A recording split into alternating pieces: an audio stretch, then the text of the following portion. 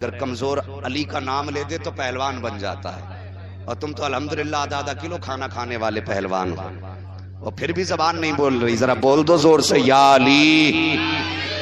سبحان اللہ، یہ پورا محلہ مجمع پہ بھاری ہے۔ ہاں تم بیدار رہو، باقی ان کا منہ دیکھ کے کام چلاتے رہیں گے۔ ہاں بس توجہ کریں، کون ہے علی؟ میرے حضور آپ کی پیاری چچی حضرت فاطمہ بنت اسد۔ آقا فرماتے فاطمہ بنت اسد امی بعد امی، یہ میرے ماں کے بعد میری ماں ہے۔ یاد ہوگا آپ کو کہ حضور ابھی بظاہر پیدا نہیں ہوئے، حضرت عبداللہ کے آنگن میں نہیں آئے کہ حضرت عبداللہ کا وصال ہو گیا۔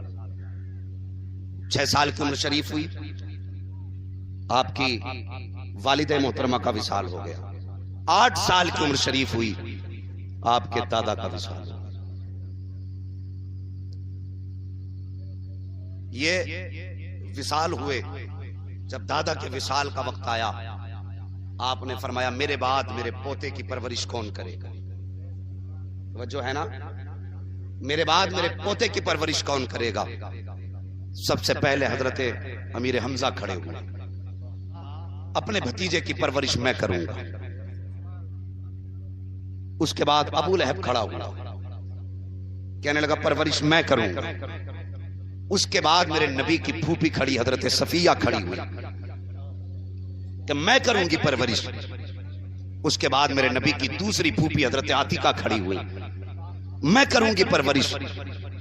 ابو طالب کا مالی حالت اتنی کمزور تھی آپ کی کہ سب نے کہا، اور آپ کے والد نے کہا کہ ابو طالب تمہاری مالی حالت کمزور ہے، تمہارے پاس اپنے بھی بچوں کے خرچے ہیں، وہ مشکل سے ہوتے ہیں، اگر تم میرے پوتے کو اپنے پاس رکھو گے تو پرورش کیسے کر پاؤ گے؟ آؤ غریبوں سے نفرت کرنے والوں، اپنی امیری پہ ناز کرنے والوں، میرے نبی کا فیصلہ دیکھو۔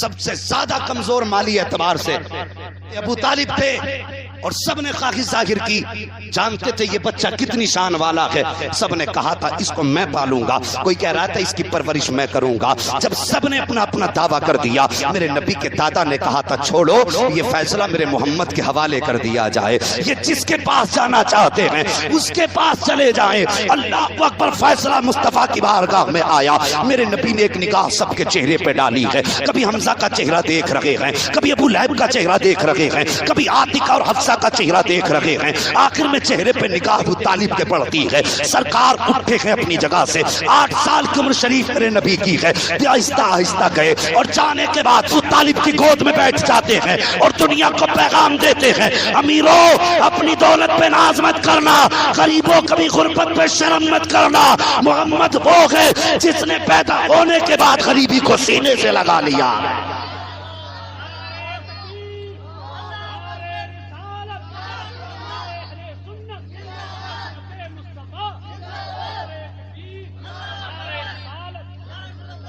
جی بھوک تو لگی ہوگی نا آپ کو، مجھے تو معلوم ہے 1:12 بجنے والے ہیں۔ اگر بھوک اتنی لگی ہے کہ نہیں بول سکتے تو پھر کچھ نہ کچھ انتظام انشاءاللہ جلدی کرا دیا جائے، اور اگر بول سکتے ہو تو ذرا کہہ دو سارے مل کے یا رسول اللہ۔ جی یار ہم بھی سننی ہے، تم بھی سننی ہو، پھر سستی کیسی ہے؟ اپنوں میں بول رہے ہیں، پھر بھی اتنی دقت ہو رہی بولنے میں، ذرا کہہ دو نا یا رسول اللہ۔ ہاں اللہ سلامت رکھے، بس توجہ کریں۔ میرے حضور چچا کی گود میں گئے، اور جب چچا کی گود میں گئے نا، ابو طالب نے مصطفیٰ کی انگلی پکڑی، اور لوگوں قربان جاؤ نعمتیں بانٹتا جس سمت وہ ذیشان گیا، ساتھ ہی منشی رحمت کا قلم دان گیا۔ ہاں بس توجہ کریں، گئے ابو طالب فرماتے میں انگلی پکڑ کے لایا اپنے گھر، اور میرے نبی کی چچی حضرت فاطمہ بنت اسد کہتی ہیں جب حضور آئے میرے گھر کا حال یہ تھا کہ کبھی کبھی 2 لقمے کھا کے سب سو جاتے تھے۔ فرماتی حضور سے پہلے نہ ہمارا پیٹ بھرتا تھا نہ بچوں کا پیٹ بھرتا تھا، ان کے آنے سے پہلے فاقے ہوتے تھے۔ فرماتی جس دن حضور آئے میرے گھر کے اندر تھوڑی سی روٹی تھی، میں نے کہا ابو طالب گھر میں کھانا بہت کم ہے، اگر بچوں کو کھلایا تو محمد بھوکے رہ جائیں گے، اگر انہیں کھلایا تو بچے بھوکے رہ جائیں گے۔ ابو طالب کہتے ہیں بچے بھوکے رہ جائیں گوارا کر سکتا ہوں، محمد بھوکے رہ جائیں گوارا نہیں کر سکتا۔ جو کھانا ہے لا کے رکھ دو. اللہ اکبر. دسترخوان بچھا, میرے حضور کو بٹھایا گیا. 8 سال کی عمر میرے نبی کی ہے ابھی. کتنی؟ 8 سال. یہ بظاہر عمر ہے, ورنہ سچ تو یہ ہے کہ عمر لاکھوں برس کی تیری, ہاں مگر ہے تازہ شباب تیرا.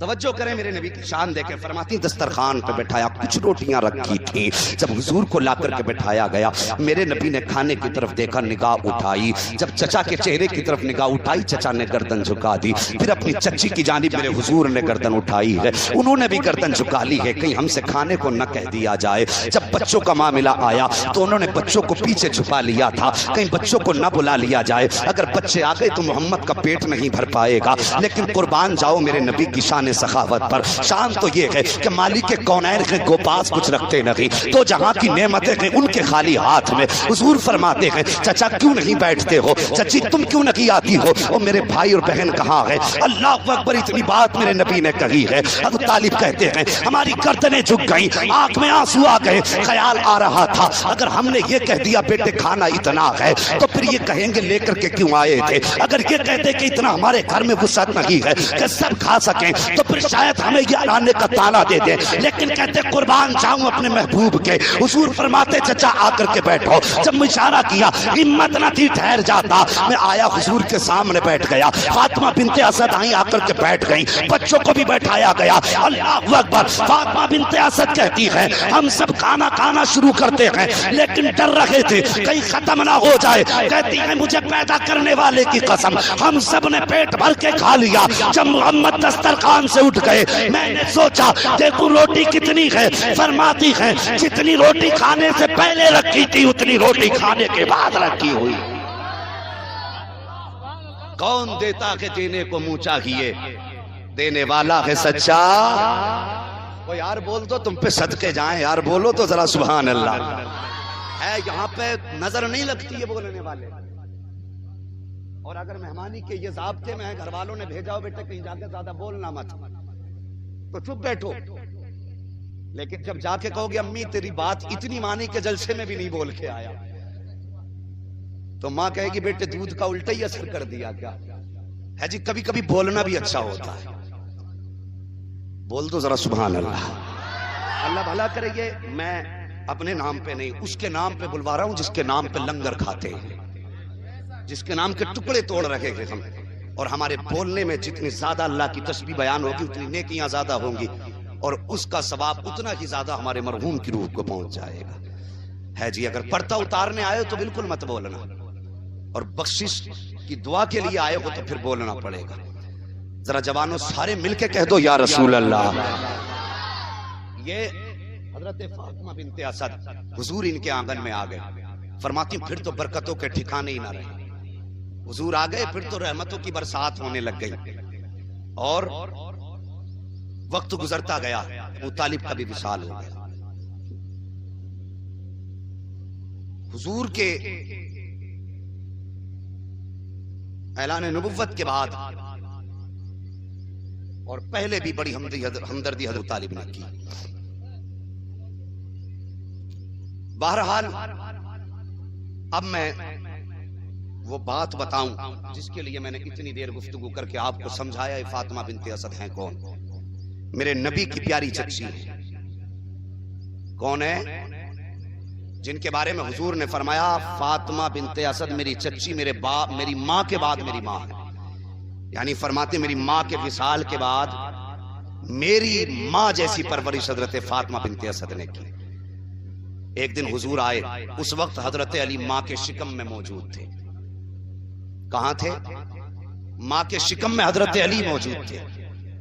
حضور جب آتے حضرت فاطمہ بنت اسد اٹھ کے کھڑی ہو جاتی.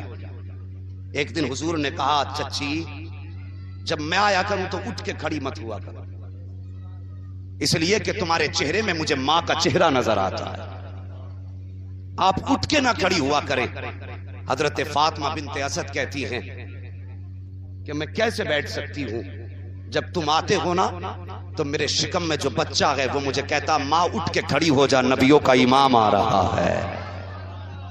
یہ علی وہ ہیں جو ماں کے شکم میں بھی نبی کا احترام کر رہے ہیں. ماں اٹھ کے کھڑی ہو جا.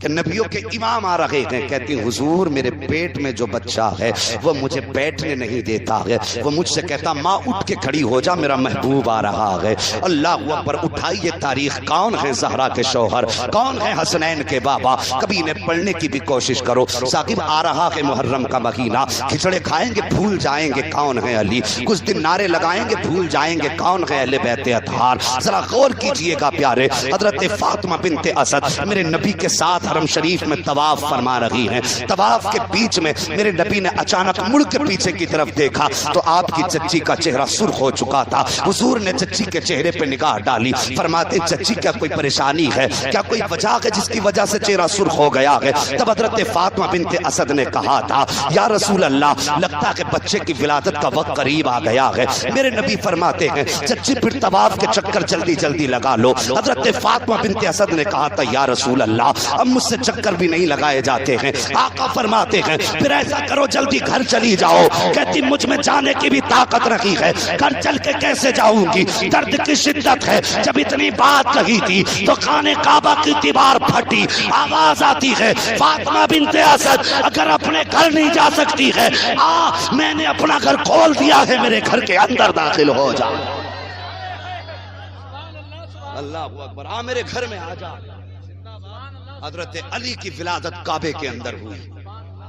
کوئی کہے گا روایت ضعیف ہے، کوئی کہے گا سند ضعیف ہے، میں کہتا ہوں فضائل میں روایت بھی معتبر، ضعیف روایت بھی معتبر ہوتی ہے۔ توجہ ہے نا؟ کہا میرے گھر میں آ جا، اگر اپنے گھر نہیں جا سکتی تو پھر میرے گھر میں آ جا۔ اور وہ سب کو یاد ہوگا حضرت عیسیٰ ابن مریم، حضرت جبریل نے پھونک ماری، حضرت عیسیٰ ماں کے شکم میں آ گئے، ولادت کا وقت آیا تو آپ کہاں تھی؟ بیت المقدس میں تھی۔ رب نے حکم دیا مریم بیت المقدس سے باہر آ جاؤ۔ کعبہ بھی مسجد ہے، بیت المقدس بھی مسجد ہے، فرق دیکھیے۔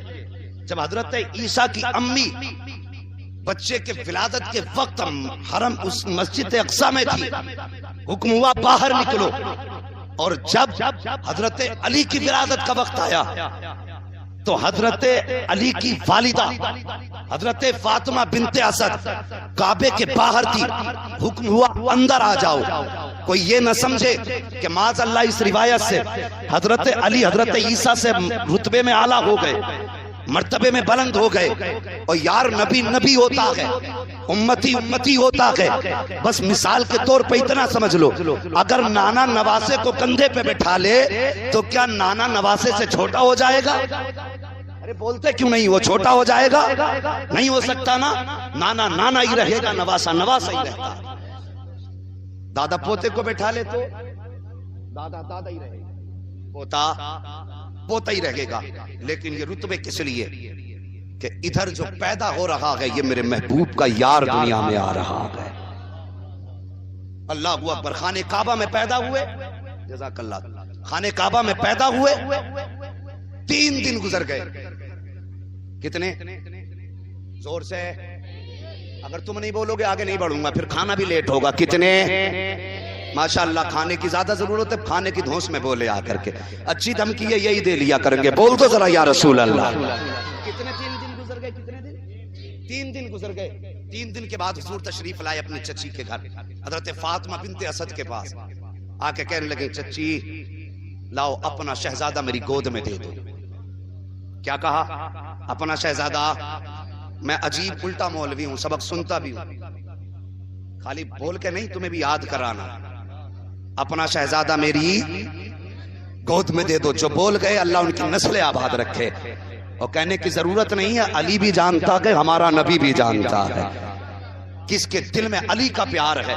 میرے نبی نے فرمایا علی، منافق کی سب سے بڑی پہچان یہ ہے کہ اگر تیرا نام سن کے چہرہ بگڑ جائے تو پکا منافق ہوتا ہے، اور تیرا نام سن کے چہرے پہ بہاریں آ جائیں تو وہ پکا جنتی ہوتا ہے۔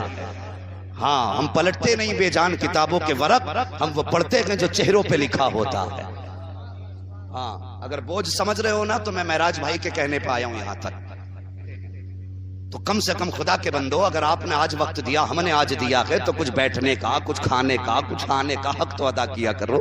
ذرا سارے بول دو سبحان اللہ. اللہ سلامت رکھ کے. بس دل بڑا ہو گیا میرا. توجہ کریں. 3 دن کے بعد گئے، کہا چچی میری گود میں اپنا شہزادہ دے دو. اتنی بات سنی نا حضرت فاطمہ بنت اسد رونے لگی.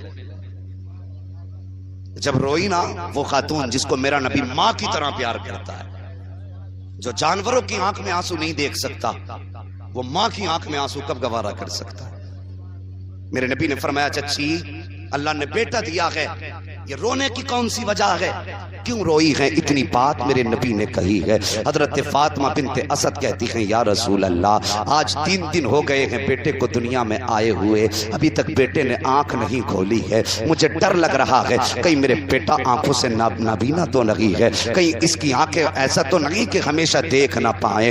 میرے نبی نے اللہ اکبر اتنا سنا، ہاتھ بازو آگے پھیلائے، کہتے ہیں لاؤ ذرا میری گود میں دو. جیسی مصطفیٰ نے حضرت علی کو گود میں لیا ہے، فوراً حضرت علی نے آنکھیں کھول دی ہیں. جیسی آنکھیں کھولی ہیں میرے نبی فرماتے ہیں اے فاطمہ بنت اسد، اے میری چچی تم کہہ رہی تھی کہ اس کی آنکھوں سے کہیں ایسا نہ ہو کہ دنیا میں اسے نظر نہ آئے. آقا فرماتے ہیں چچی جان یہ نابینا نہیں ہے، سچ تو یہ ہے جتنی بصیرت و بصارت خدا نے اس علی کو دی ہے کائنات میں کسی بیٹے کو نہیں دی گئی.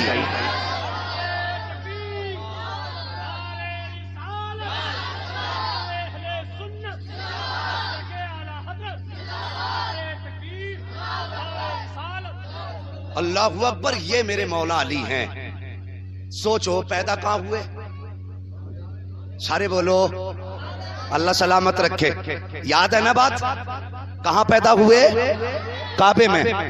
ہم لوگ یہاں سے 3 لاکھ خرچ کر کے جاتے ہیں کعبہ دیکھنے کے لیے. کتنا خرچ کرتے ہیں؟ 3 لاکھ کعبہ دیکھنے کے لیے. اور علی کعبے میں پیدا ہوئے لیکن کعبے کو نہیں دیکھا. جو کہتے ہیں نا صرف